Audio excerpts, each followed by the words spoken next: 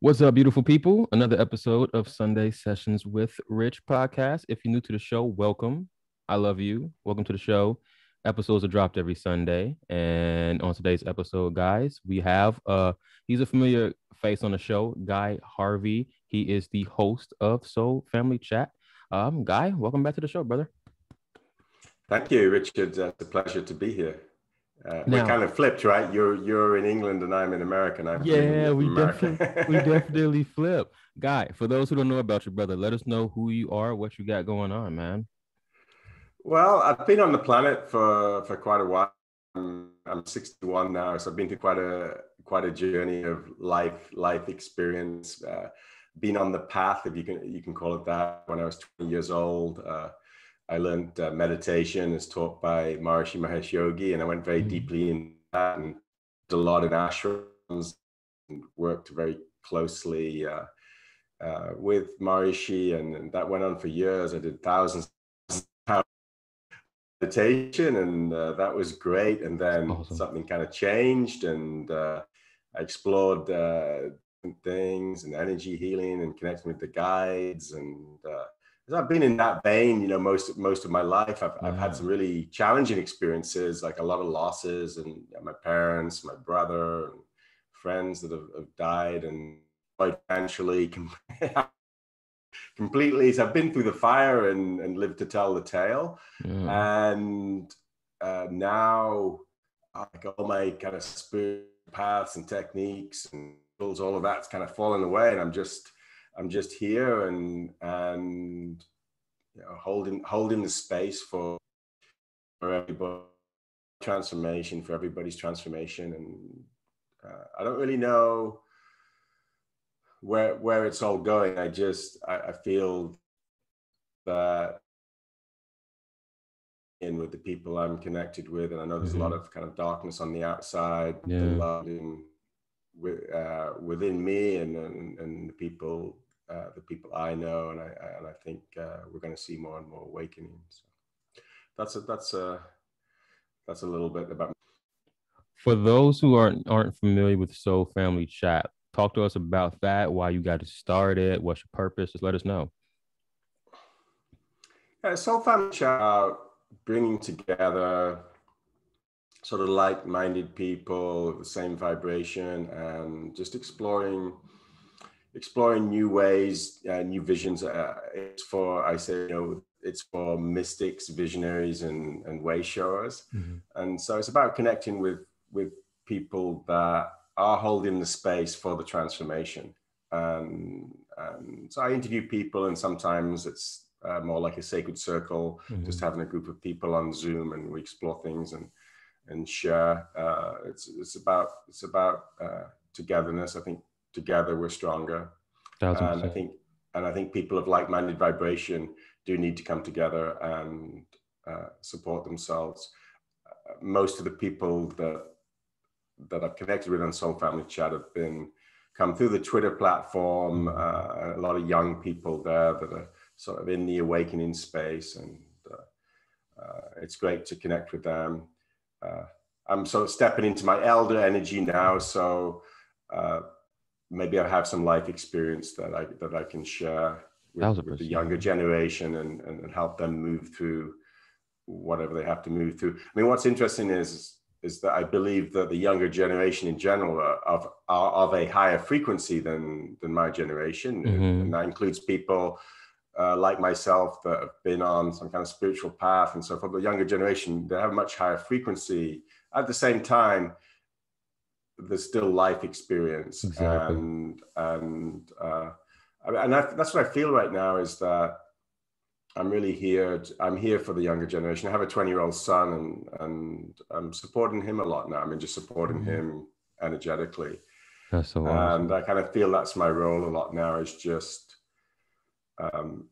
helping the younger generation just get through what is a very difficult transition right now, and then they'll take over and rule the world in a positive way.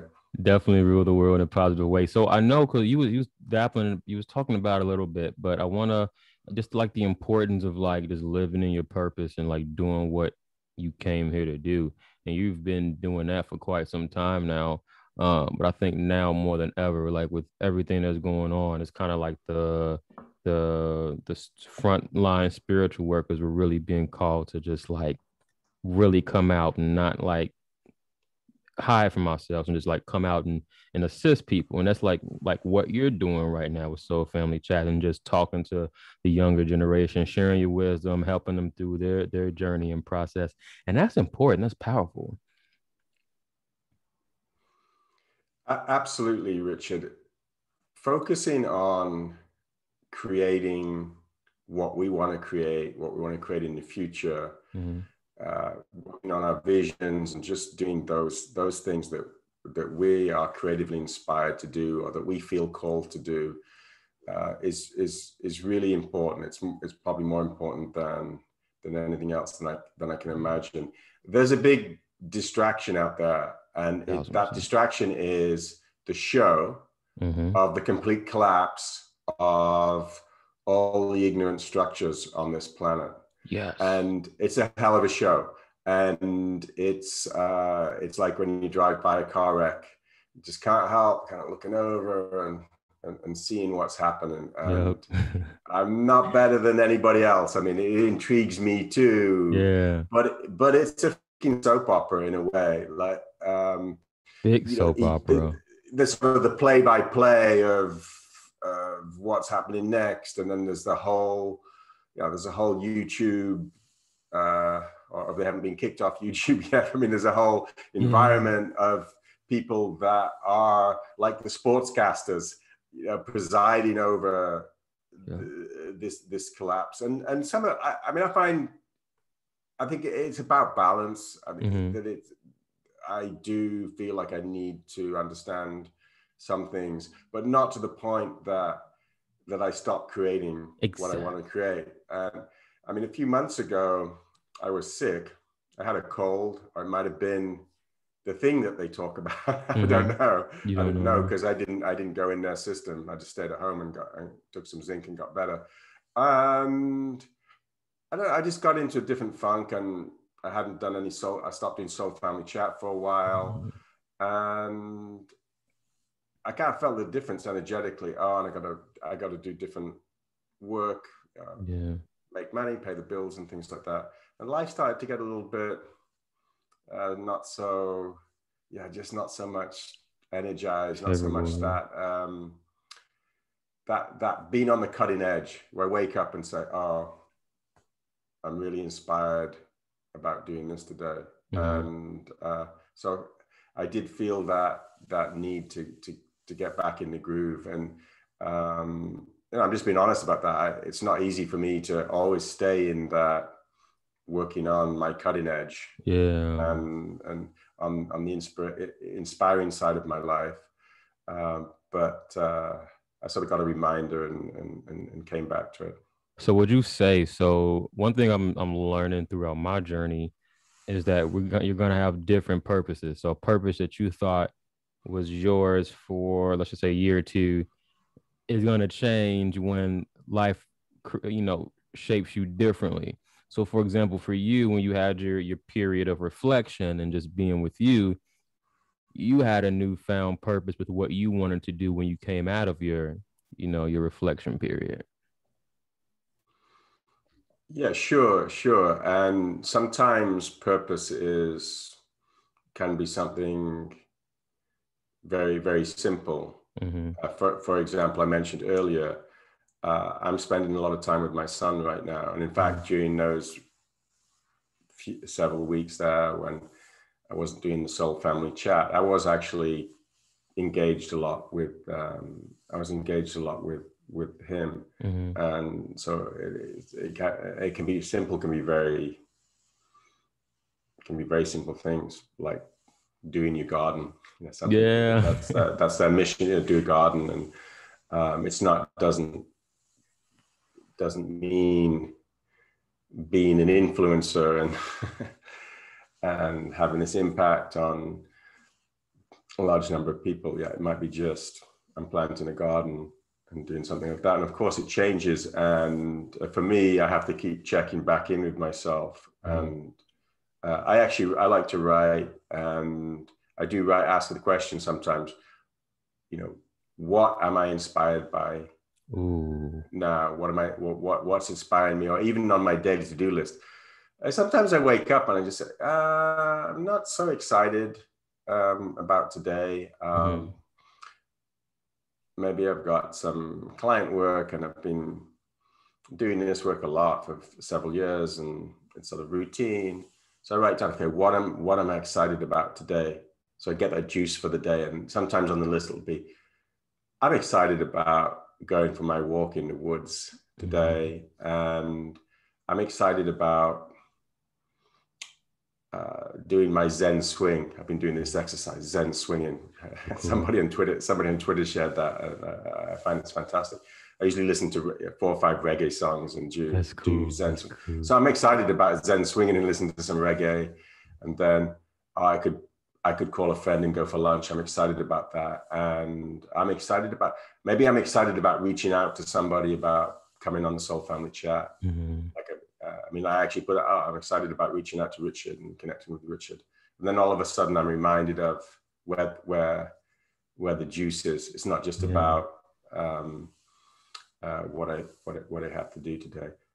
Because as you know, life goes through energy cycles. Exactly. And each one of us has a different energy cycle. And it's easy to sort of read all the motivation success thing, the Tony Robbins type energy, and just say, I'm going to get up in the morning and I'm going to pitch this guy and I'm going to make this big move. But when you do that, whenever you make a big move like that, and if you're successful, then a whole new level of action and stuff is required. And some of that becomes routine again. Yep.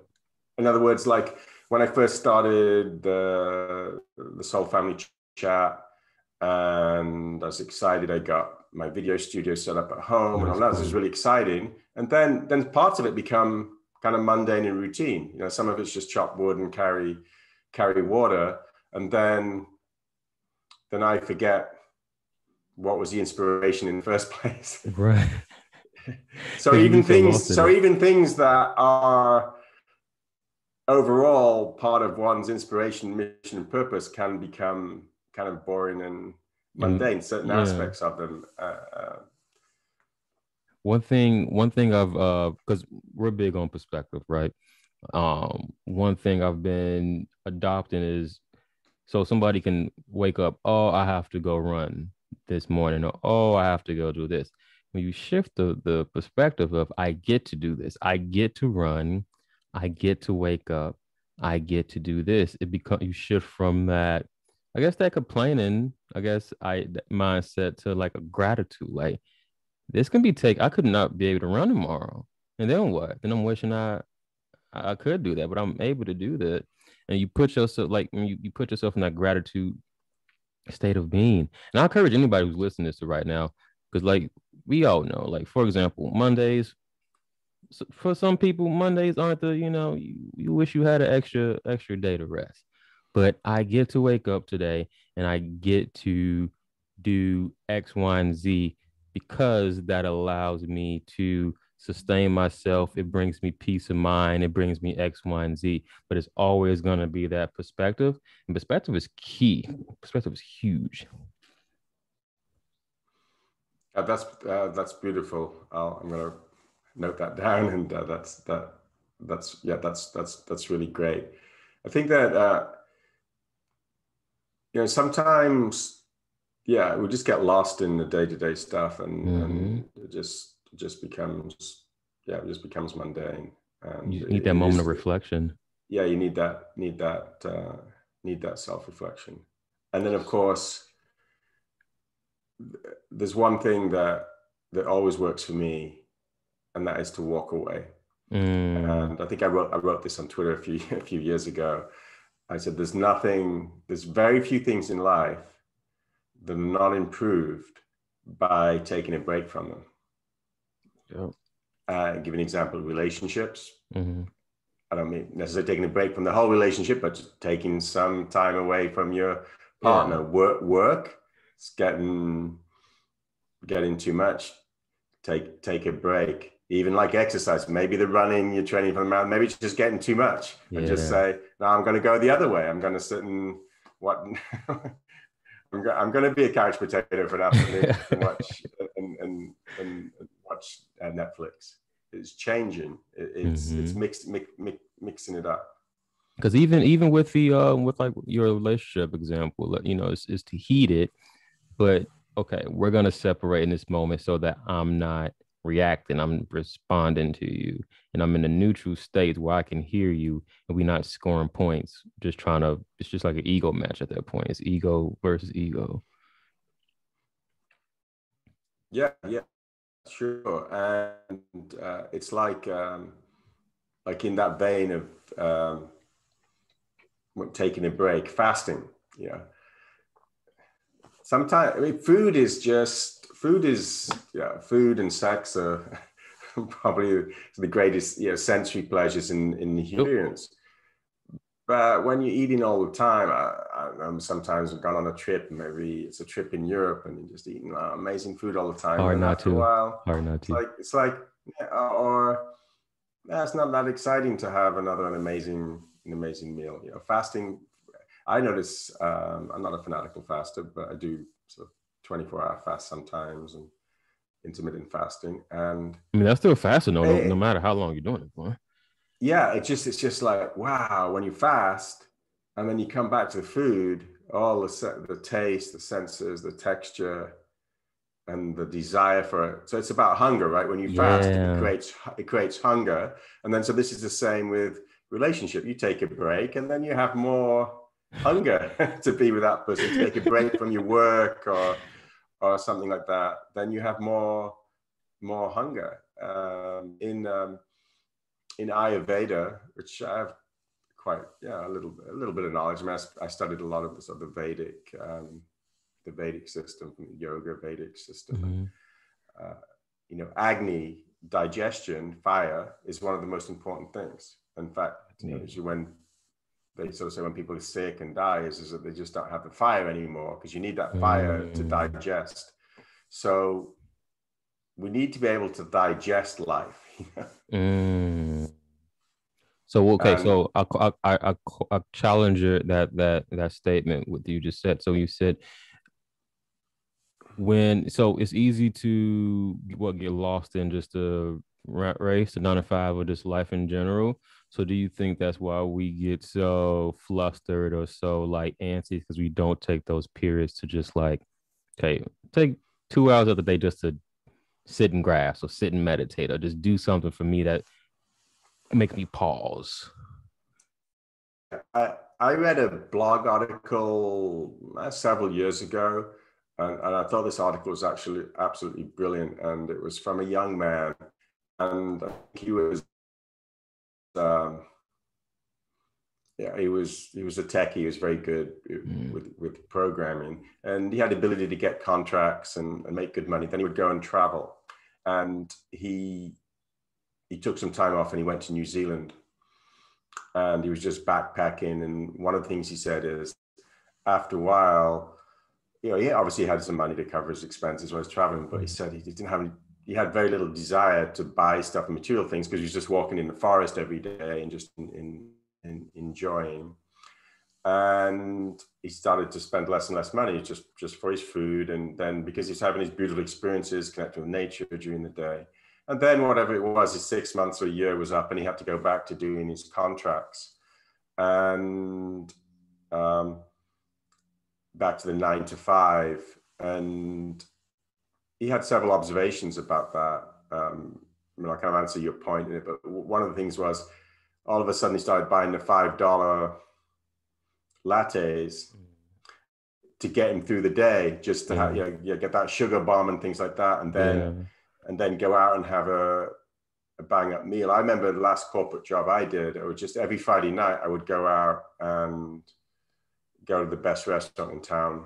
Gotta treat yourself. But it was kind of like to kill the pain.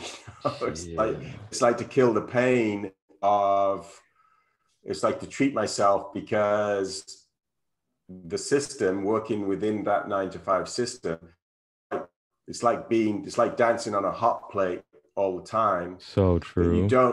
you don't have time for yourself, for self-reflection, to go inward. And this, back to this young man who wrote this article, he said, look, everybody knows it works in 9 to 5, knows that you can probably do your whole job in 4 hours a day. You know, Legit. Yep.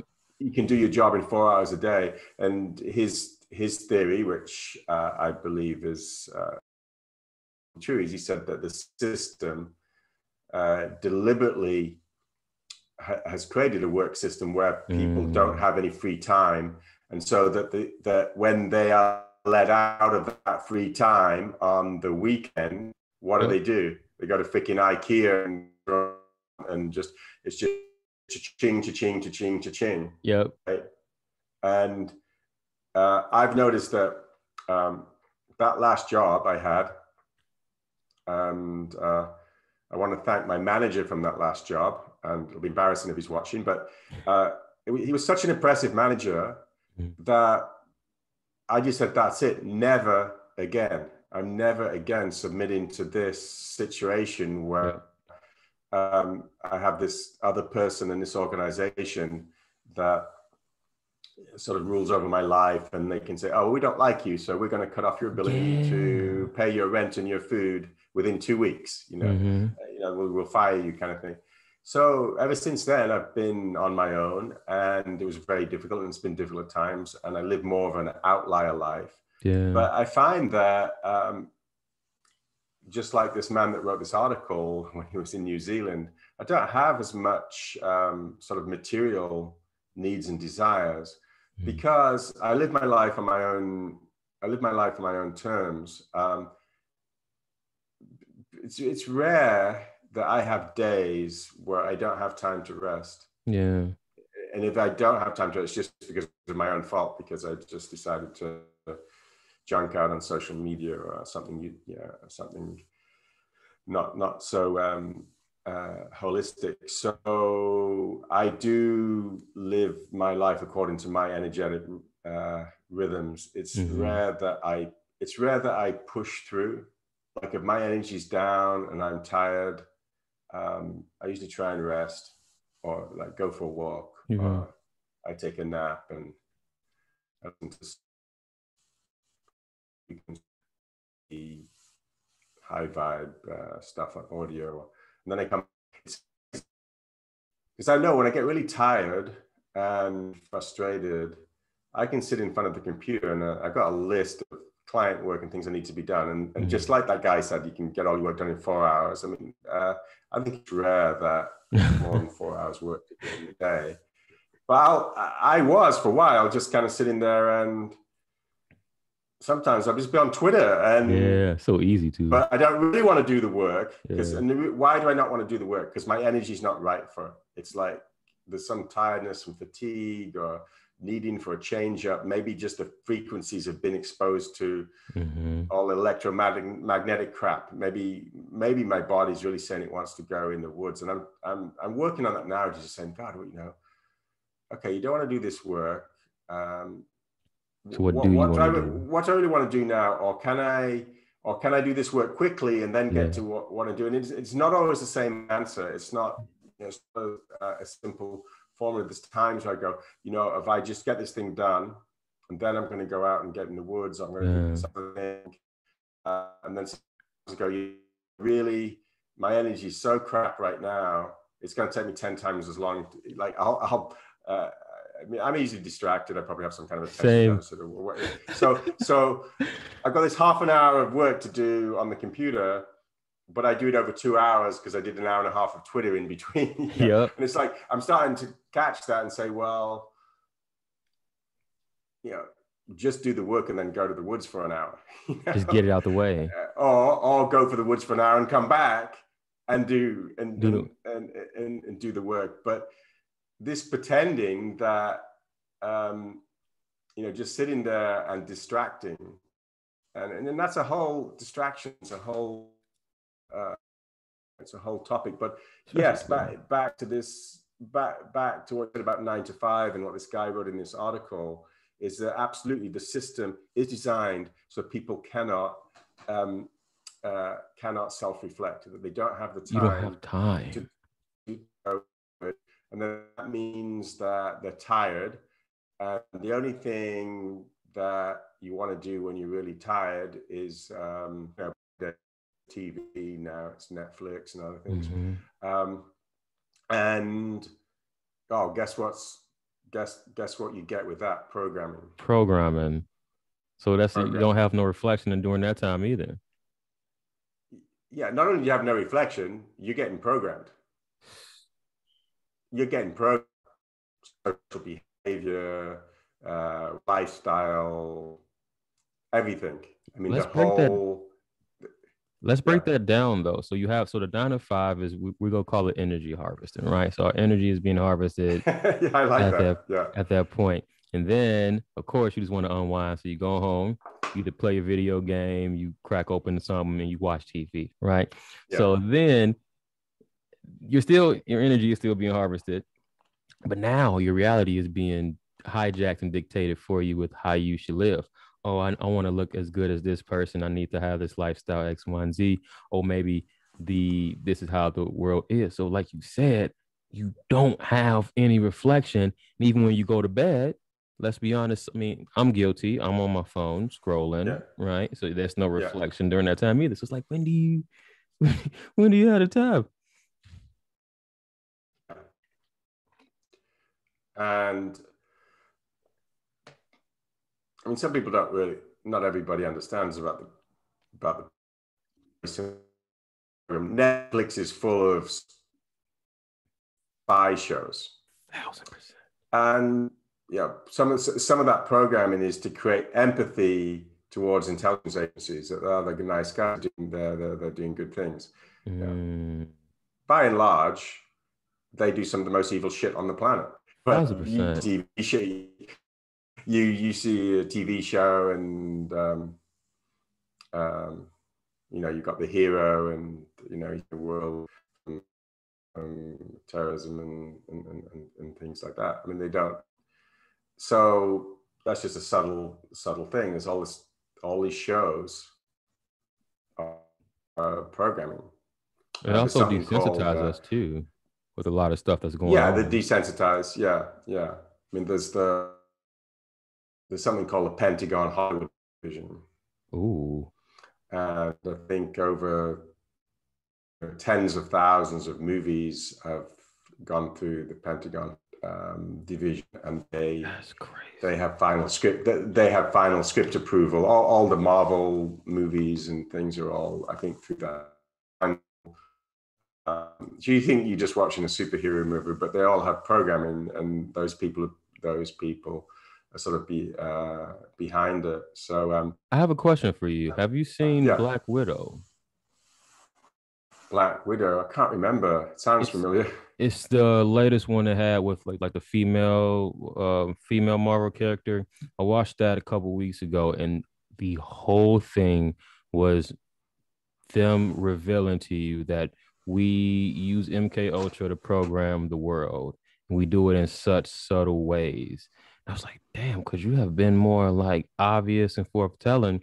But to the average, Marvel fan, they're not thinking about the gems or what they're exposing, about what they do behind the scenes.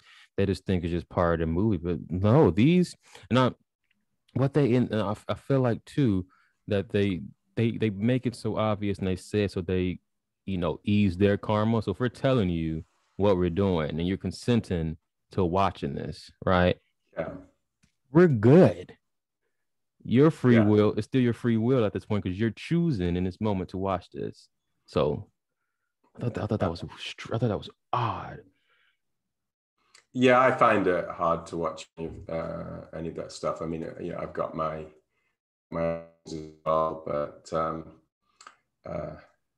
I call those movies like CGI shitfests. That's really what it is, man. That's literally what it is. I mean, a friend of mine, we're watching some classic movies right now. When I did my bachelor's degree, I did a minor study in cinema. Oh, that's so cool.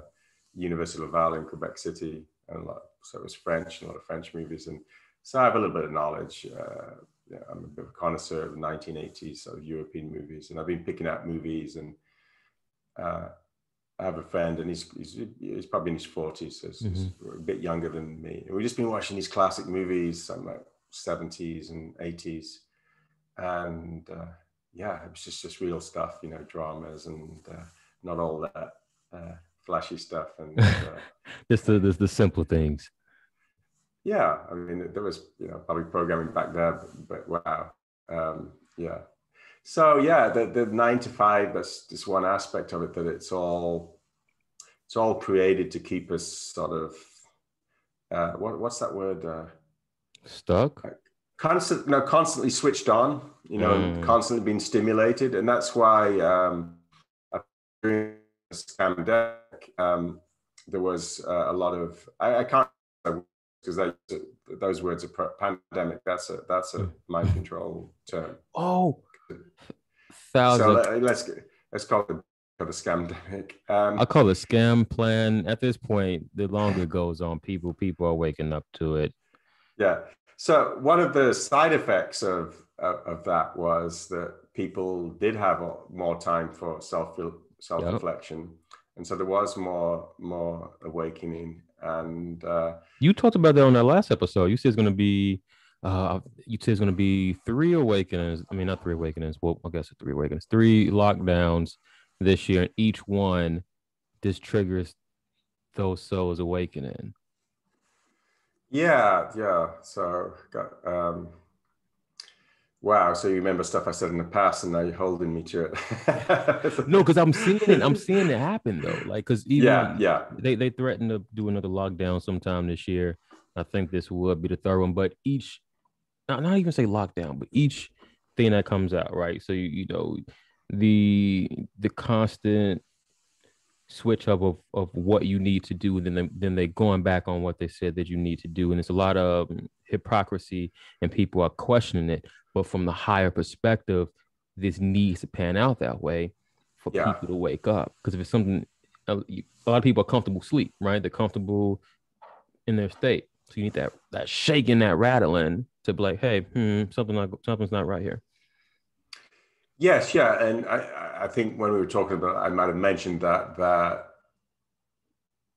the more pressure that is put on people, the more the people or entities that are creating that pressure, the more they reveal themselves. And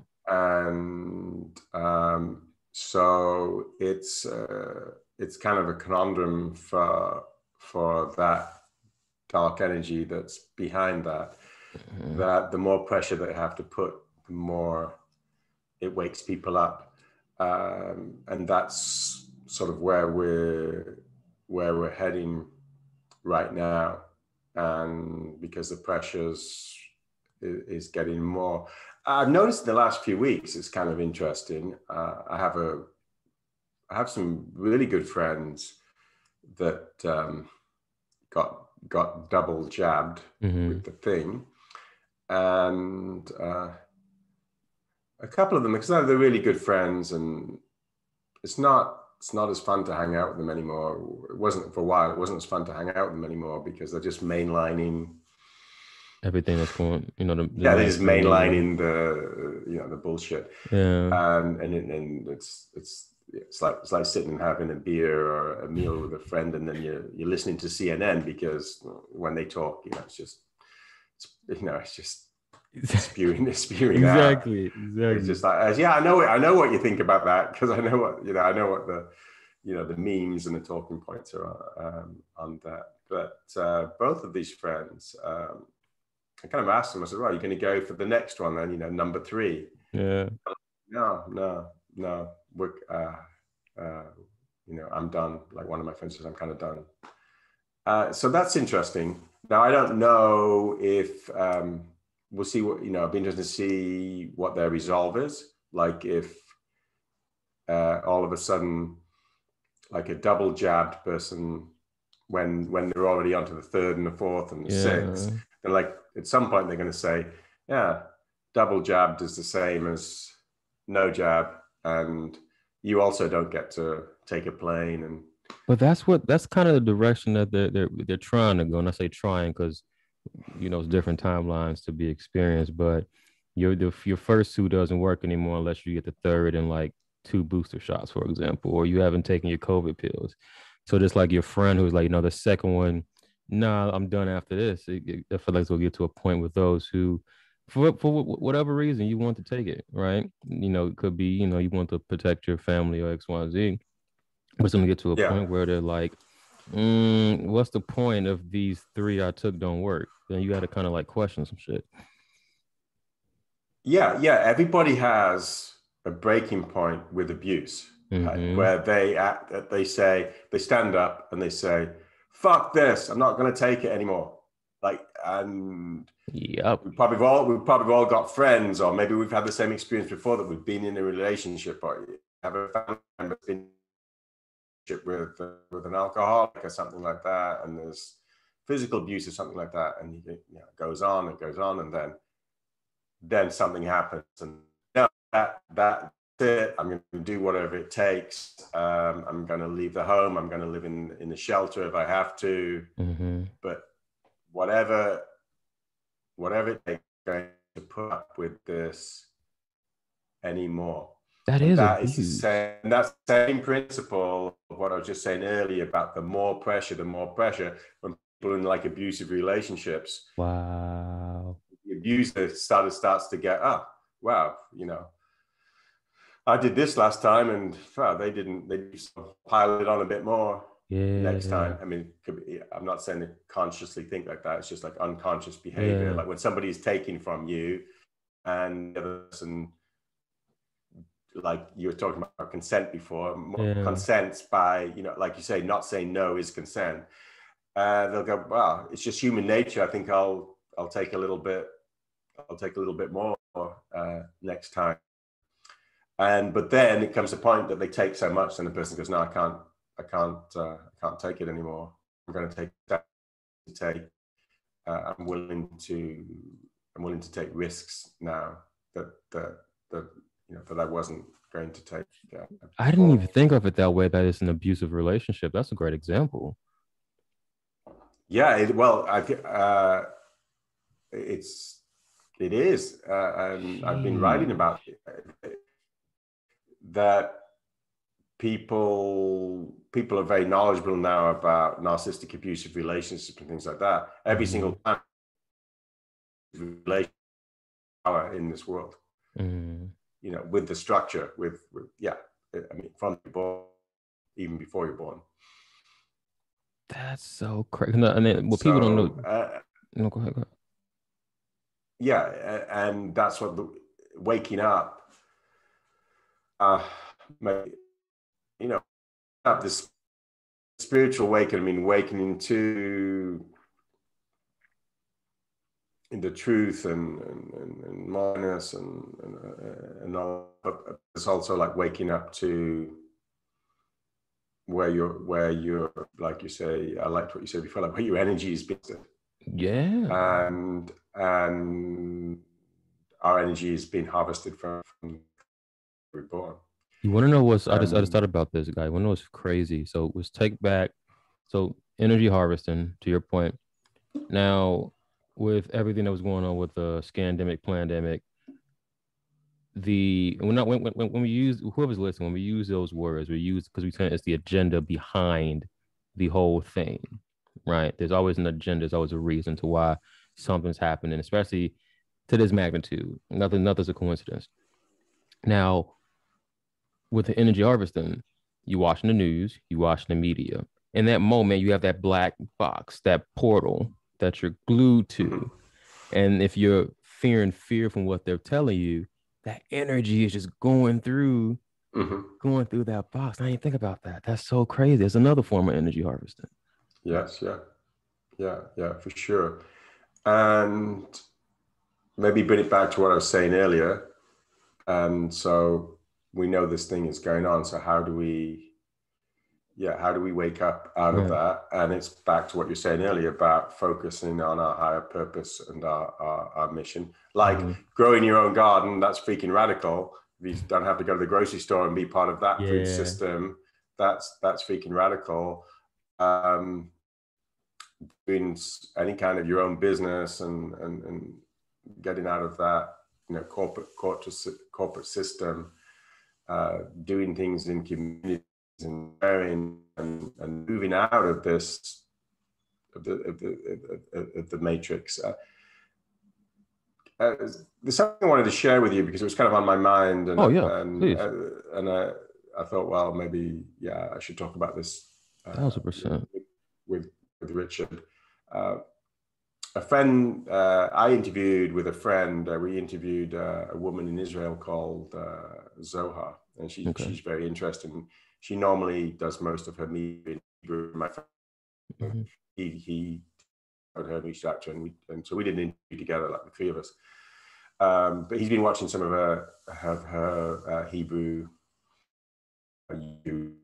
recently, and she was using the analogy of kind of like a house of it's like when our young people are living in a house with their parents, move out so they can be free, and they're and I know, as I have a 20-year-old, so I know a little bit what that's like. But kind of gets fed up with the rules, with the boundaries or whatever they are. One person is addicted to, the free food, the warm bed. I mean, who wouldn't? They don't really know. They just know, they don't even notice the house is warm or the house is cooled in the summer and the food is there, and there's that. Decide, well, I want to out, and okay, I have to do this thing. Maybe I have to do this job, and it's all not that easy. And I know the younger people have expressed that with all the shifts that have gone on, I think, and the sort of the extraction of the middle class, become very difficult for young people to stand on their own feet. Cost of housing and all of these things. I mean, it's just crazy. It's just crazy money what people pay for rents in 1000%. So it's difficult, but if you're a young person, you want that freedom. You've got to move out the house and learn a different way of living. So the analogy there is we're all in the freaking parents' house. Amazon.com, smartphone system where the grocery store is stocked every 48 hours or twice a week or whatever what it is. The truck comes with all the stuff. Nobody knows where the food goes from. Right. So I mean, I could make a list of 1,000 things that that we're all addicted to, and that freaking matrix is still going to continue as long as we are living in that house. All those things. And what's happening now, and this is kind of blows my mind, is all this thing with mandates is, well, okay, people are getting to the point where they're saying, I've had enough. It's like, I love my corporate job and I love the salary I'm getting, but I'm not taking this whatever, but not well, anyway, I'm not going to take this thing in my arm that I'm not sure if it's safe. I know the side effects of it. I'd rather not have the job than do that. So they have to move out of that house of the job. Dang. And then maybe they get to the point where, I mean, they've gone pretty far in Israel. I think they still allow people to go to grocery stores, but maybe malls. Like you go into a mall, you have to have your green pass. That's crazy. Mind control term. But so what happens when mandates expand to the point where you can't go to the grocery store? Yep. And so what do you have to do? Well, then you have food, or you have to share food with your friends, or you do all of this. So, and then what happens if, for example, I can't verify this whether it's true, but I did see something on Twitter the other day where in Russia, a person went to an ATM and they had to scan a Q code No. to prove that they'd been jabbed so they could get the money out of the ATM. Now, I don't know. That's the internet. Well, that's the internet. So you never know whether that's true or not. But I believe that is in the plans to create like a digital system, and then like the Chinese social credit system, if you're not, if you're not a good citizen, then you get cut out.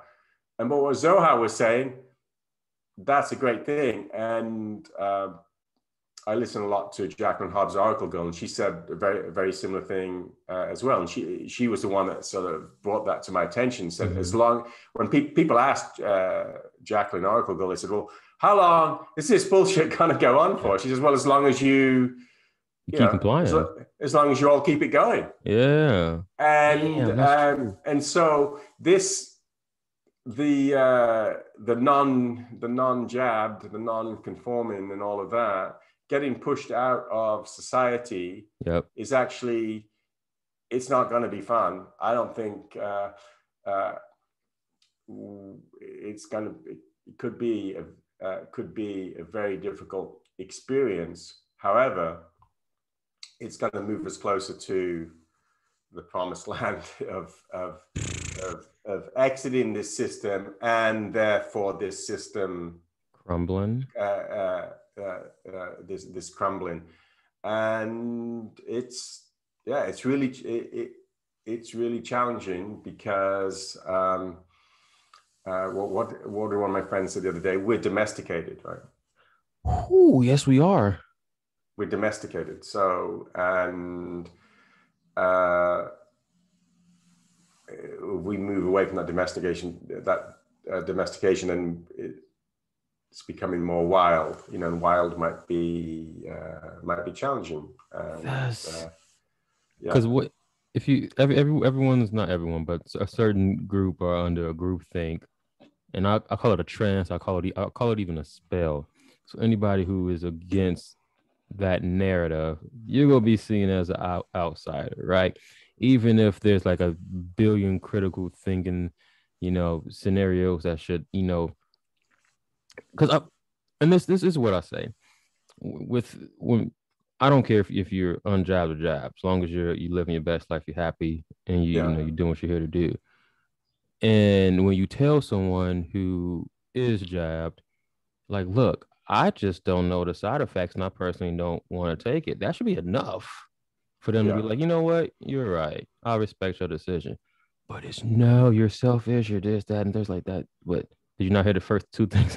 First two things I just said. I don't know the long-term side effects of an experimental, thing, but it's people are just under that deep trance.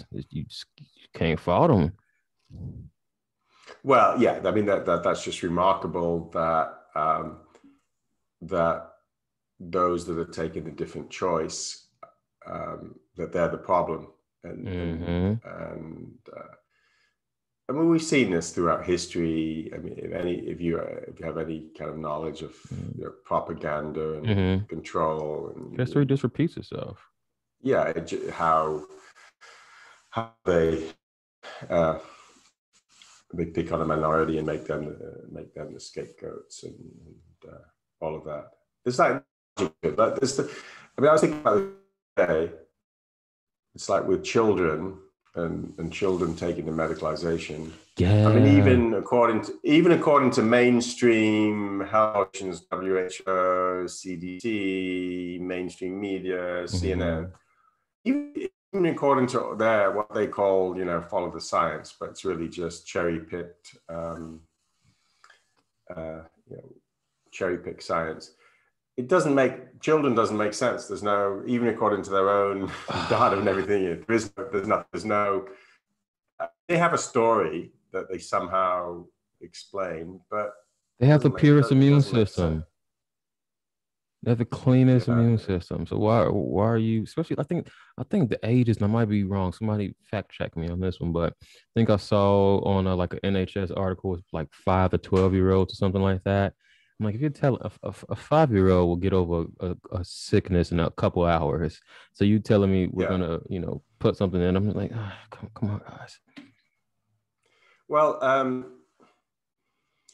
there's I don't know, it was, I'm losing track of time. Time speeded up. That's another topic, but time is speeded up. But it was a while ago, a few months ago, in Iowa. The governor of Iowa passed an anti-mandate law, and I mean, one of the main things is the school boards can't mandate masks, or they can't go higher than what the state has done. Like, so if the state mandates masks, then every school boards can mandate masks. But if the state's not mandating masks, the school boards can't mandate masks. So this kind of rabid tweeter wrote that Kim Reynolds, as the governor of Iowa, is going to have the death of, I don't know if she put a number on it, but the idea was it's going to be mass death of children on her hands. So I replied, I did a quote tweet, and I said, in Iowa, kids have a greater chance of dying in a tractor accident from the plague. Come on now. And of course, she kind of retweeted my thing, and then had her mob kind of try and humiliate me and say I was an idiot. Because you triggered her. You triggered her. She knows you're right. But I looked it up, and actually, I wasn't correct. There was maybe 4 COVID-related deaths in a year for children, and maybe there was 3 farm accidents or something like that. So, I got it wrong by a small amount, but the point was made. People were just going off on me, and I said, but it's like there's only been that, and I'm sure, and probably those 4 children have comorbidities. I'm just I'm pulling that out of my head. I don't know if that's the case, but anyway, but 4 is not insignificant, and there are there are half a dozen or so farm accidents and fatal farm accidents in Iowa. But let's and this tweeter's like in Portland, Oregon, and it's all just like Iowa. They don't know anything. No. Let's break this down. Okay. So what people don't know, when you adopt an idea, right, the body and your reality is going to shape that. So if you hold on to the idea that you're going to catch this thing or the world is ending, your body's going to react to it and your reality is going to react to it, meaning that people around you is going to reflect that, conversations and things that you see. So if you're holding on to this idea that I'm going to get, or even if you have a cough, like now, if you have a cough, people are thinking like, is it that? And it's like, no, you're just having a cough. What we have to do is take back our power and realize, hey, life goes on past this. It's been moving on since this crap started, right? Everyone's still alive. Everyone's still kicking.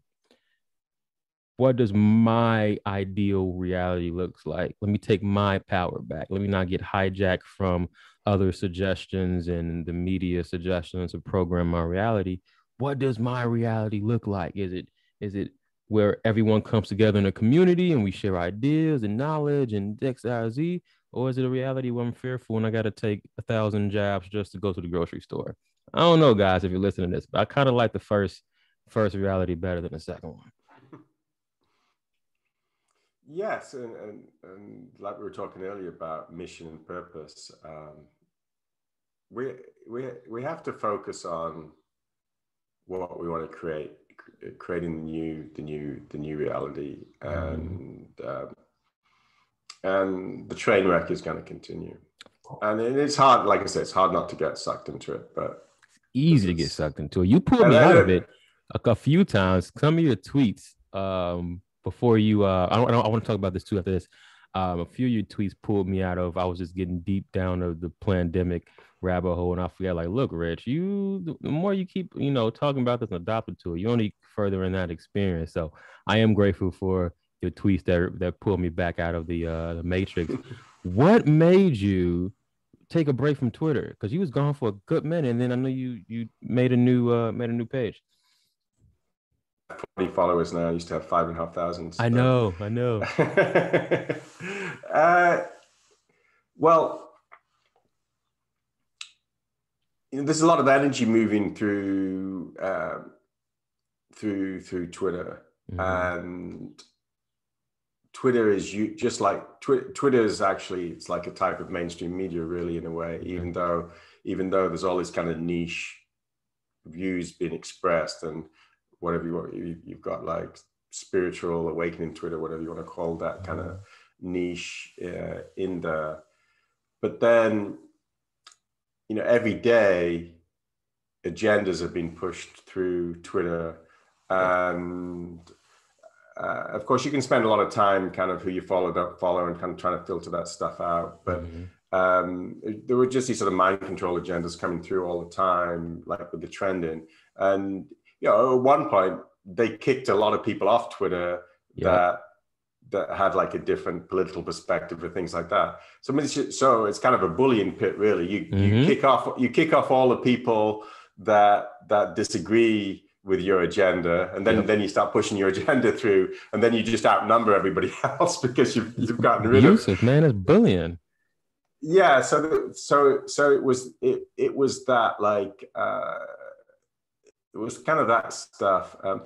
I have a background in marketing, and there's a principle in marketing called seeding. Okay. Seeding, and seeding is where you just kind of hint at what's coming next, so that when you finally do get to it, they're already kind of expecting it. Like in marketing, it's like you're doing a webinar, and then early on you say, well, our advanced course, you learn about that, and then you get back to your thing and you get and then 20 minutes later they say, also in our advanced course, and then at the end of the webinar they say, well, actually we're going to make an offer now if you want to join our advanced course. So they're already kind of anticipated. So marketing and mind control and propaganda are all the same thing. In fact, I think crazy. I think the principles are kind of developed in, I don't know, in think tanks or something, and then they share it with the business world, and then the dark side uses it for. You can see that, for example, like the prime minister Boris, whatever his name is, he'll hint and say, oh, this won't happen, or this is a possibility. But like you said, it's just that seeding that is literally telling you what's to come, but they got to drop a little nugget. Yeah, and I think one thing I noticed on Twitter is that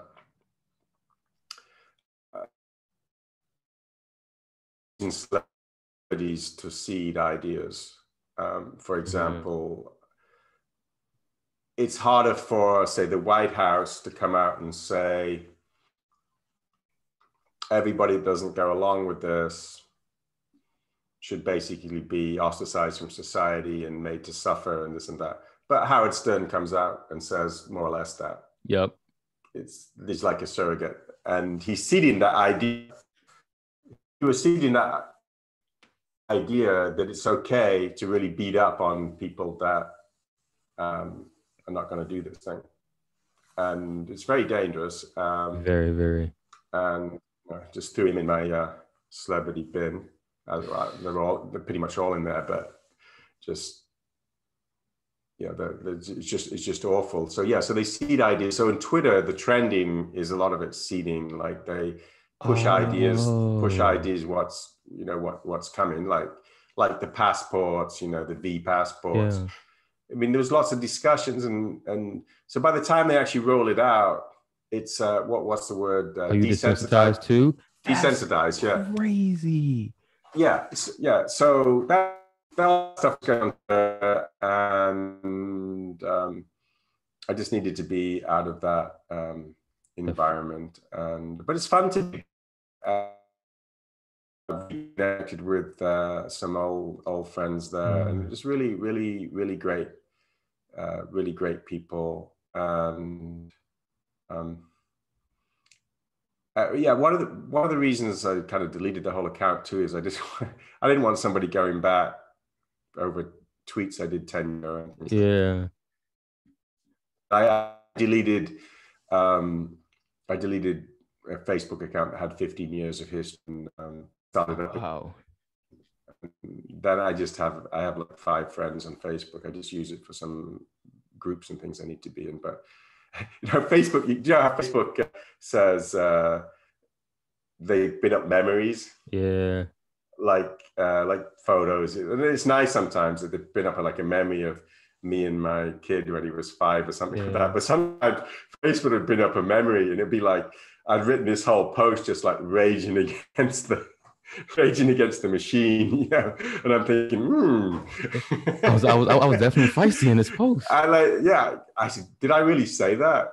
Did I really drop that one? And anyway, I mean, it's not that the powers that be don't have full spectrum, database of everything Guy Harvey's ever said on thing, and then they can access it. It's just I didn't want amateurs going in there and think, oh yeah, he's one of them, and sort of coming around to my house. But it's back to this, that like taking a break, and there was something about breaking the attachment that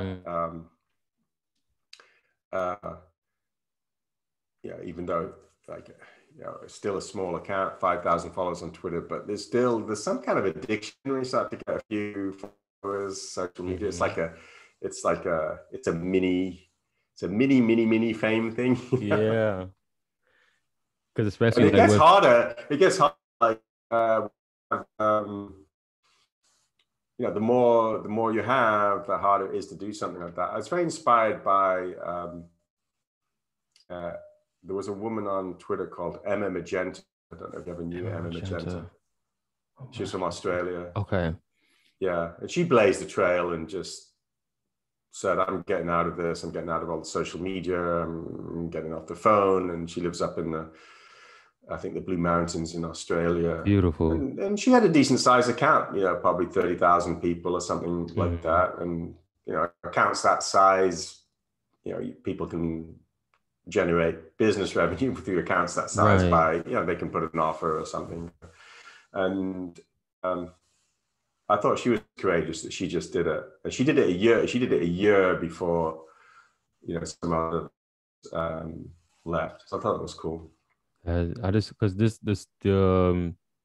first, I'm glad you're back on Twitter because your messages are definitely missed. But like you said, you just need that to deplug, man, from the matrix. And like you said, Twitter is another freaking, mainstream news source, and it's easy to get addicted to it. But like you said, just deplug, and even if it's just taking a couple days a week. I mean, a couple days a week, couple days out the month, just to I'm not gonna be on my phone. I find it hard with me because, of course, a podcast, and you want to keep engaging, but I mean that's still an excuse too. I can still find time just to not be on Twitter, or if I am on Twitter, if I'm just posting and then I'm just logging out and just doing what I want to do. But I wanted to. So it's been a while since you've been on the show, Guy. But I always ask this last question to my guest: what would your message be to humanity during this time? Be yourself. Yeah, just be yourself and do what you've always wanted to do. I love that. Garden, just do it. Yeah, you want to quit that job. Whatever it is you've been holding back, just do it. And love everybody. Everybody's on a perfect journey. Mm-hmm. And so respect everybody else's choice and journey. I love that. Guy, is always, whenever we chat, I feel source, I feel consciousness just radiating through the conversation. I'm grateful to have you back on the episode. Like I always tell you, brother, if you need anything from me, I got you. And I'm glad that we was able to just chop it up on another episode. Yeah, it was fantastic. It was kind of a bit spicy today, wasn't it? More spicy than last time. It's kind of the sign of the times. I enjoyed that. How cool is it though that like we're recording history, but in different points. And now when we had this part two of the episode, our perspective is completely different than what it was the last episode. Yeah, and this thing like with the it's like with the cancel culture where they dig up a tweet that somebody did 15 Yeah. years ago. I mean, even when you said this on that show, I'm going, oh my God. I mean, I've actually said things that people remember or that are recorded, and now they're Yeah. going to ask me about them. It's like, that was then. It's like, I'm a completely different person Yeah, than I you was are yesterday. And always changing. it's always, it's always changing. It's just weird, that thing where they dig up stuff from. Hey, we live many lives in one life. So who we were yesterday aren't who we are today. And that's the beauty of it, man. When somebody say, oh, well, you were that person. Yeah, that was me yesterday. I'm allowed to change. My opinions Yeah. change. My energy changes. And so what? It's my life. Yeah. One thing about a message. It's not really a message, but it's an idea, and it's the idea of incremental change. Mm-hmm. And so when I was talking earlier about moving out of the house, Mm-hmm. and it's overwhelming, right? Well, how am I going to do without Amazon and the phone and all of these things? So just incremental change, and it's different for everybody. Mm-hmm. Like, I have friends that they can survive with never ever having to shop on Amazon, for example. Right. I have a friend that's a kind of a builder, a contractor. It's pretty hard for him right now, Yeah. to do that. So what you can pull yourself out of is different for each person. But just do something. Just change. Just make some changes, or shop more often at the farmers market, shop less at Amazon, or be on your phone less. And like with the phone thing, the thing that works for me is asking the question, do I really need a phone for this activity? Like, if I go for a walk in the woods, I can literally lock the phone in the car. Yep. And for that 1 1,000%. hour or 45 minutes, okay, maybe sometimes I take some pictures, but that's an idea. Or when I go to friends' houses, or little parties and things like that, I'll just check in myself. Like, is there anything pending? Sometimes, I'm waiting for a call from my son or something like that. But if it's not, again, I just turn it off and lock it in the car and just go and enjoy that evening. So just start to take blocks of time where you're kind of unplugged and disengaged, and you don't have to. It's like when I go and hang out with friends, I don't have to take pictures of the friends and share them on social media. I mean, it's not really necessary. Eating is an obvious one as well. It's just turn that thing off and start to make those blocks, and then over time you can expand it. And it's like with anything, if you fall off the wagon, then you just get back on. Hey, and I feel like that's just a metaphor of life. We're gonna get knocked back down, but better make sure your ass get back up, because life go keep pushing. Life go keep pushing. Guy, this was such an amazing and powerful episode. I hope whoever's listening right now, you feel just the love, the divinity, and just the amazing freaking convo. I love having Guy on. He just reminds me of my divinity, and he just mirrors it. So, Guy, I appreciate you, brother. Thanks for having me on, Richard. Of course, absolute man. pleasure. Of course. Guys, as always, you're the creator of your reality. Just be mindful of what you think, feel, and say. I love you. If you haven't subscribed, subscribe. If you haven't commented already, comment. I want to hear from you. Tell me what you liked about the show. Tell me what you want to hear. I want to hear from you guys. All right. Guy, thanks again, brother. Thank you.